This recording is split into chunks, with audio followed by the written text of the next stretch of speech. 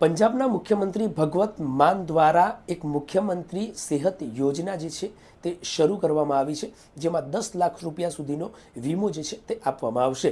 આમ આદમી પાર્ટીના જગદીશ ચાવડા છે, તેમની સાથે વાતચીત કરીશું। પંજાબના મુખ્યમંત્રી 2 દિવસના પ્રવાસે અમદાવાદ ખાતે આવ્યા હતા, આપ પણ એમના સાથે હતા। સમગ્ર કાર્યક્રમ શું રહ્યો? પંજાબના અમારા માનનીય મુખ્યમંત્રી શ્રી ભગવત માન સાહેબ ગુજરાતના પ્રવાસે આવ્યા હતા અને આપના માધ્યમથી મને જણાવતા આનંદ થશે કે ભગવત માન સાહેબે પંજાબની અંદર 10 લાખની મુખ્યમંત્રી સેહત યોજના નામની એક યોજના લાગુ કરી છે।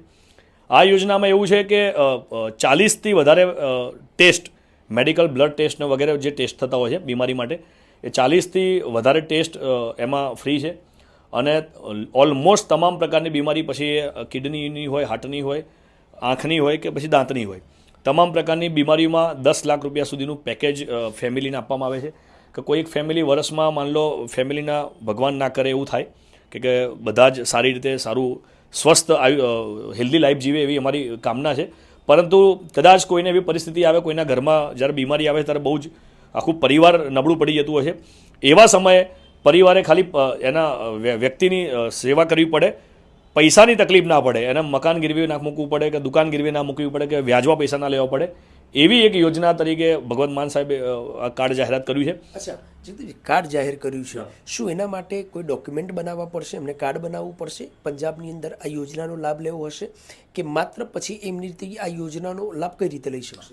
આ યોજનાની અંદર તમે ખાલી પંજાબના નાગરિક હોવા જોઈએ, તમારી જોડે પંજાબનું આધાર કાર્ડ હોવું જોઈએ। કોઈ લાંબા ડોક્યુમેન્ટેશનના નાટકબાજી કે તમે તમારું બીમાર પડ્યા હોય, તમારું પરિવાર આ કાર્ડ કઢાવવા માટે કોઈકને કગરતું હોય, એવા કોઈ તાઇફા નથી।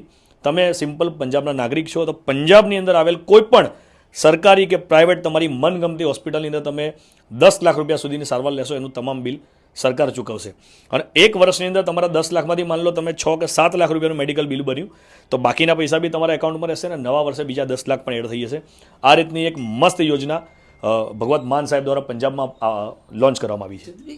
આટલી મસ્ત યોજના છે, ખરેખર લોકો માટે લાભદાયક યોજના છે ને ખૂબ સારી યોજના છે, લોકોના સેહત માટે હોવું જોઈએ, કારણ કે લોકો છે તો મુખ્યમંત્રી છે, તમામ જનતા છે, પણ કદાચ આ યોજના લાવવાની જરૂર હતી તો પહેલાં પણ લાવી શકત, આટલા મોડા લાવવાની કેમ જરૂર પડી? જો ધીરે ધીરે પંજાબ રાજ્યની અંદર અમારી સરકાર બન્યા બાદ બધી પ્લાનિંગ હોય, એની સ્ટ્રેટેજી હોય, ધીરે ધીરે એનું ફંડની વ્યવસ્થા થવી જોઈએ કે ક્યાંથી પૈસા આવશે ને એ પૈસાનો કેવી રીતે યુટિલાઇઝ થશે, કયા ટેક્સમાંથી।